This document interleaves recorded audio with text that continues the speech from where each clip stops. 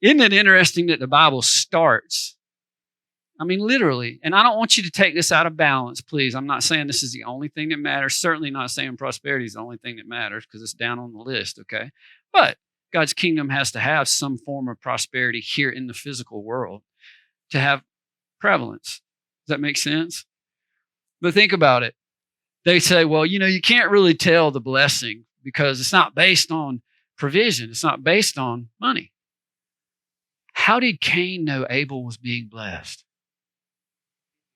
What got him to the point where he was so upset he would kill his brother? I just asked that question.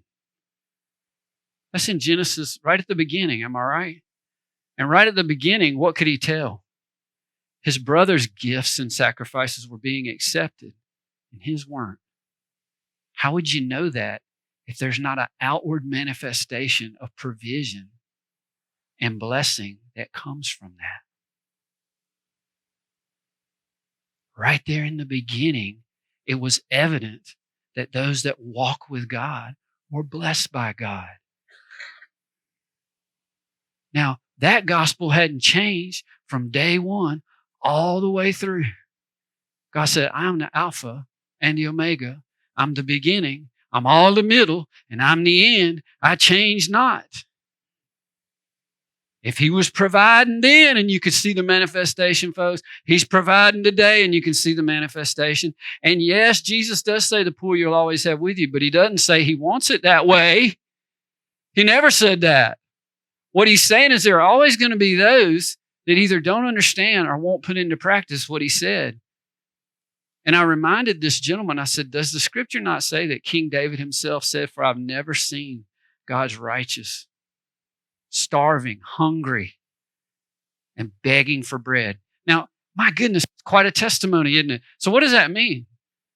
They take it to mean that, well, that can't be possible today. Well, of course it's possible. God said it. It simply means if I find myself in that situation, I need to seek God for answers. I need to realize, just as I have in other areas of my life, that it's quite possible I departed from his way.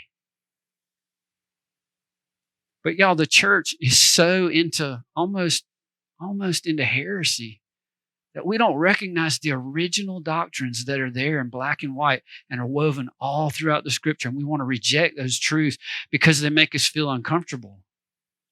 Jesus spoke the truth to people and made them uncomfortable so they could live.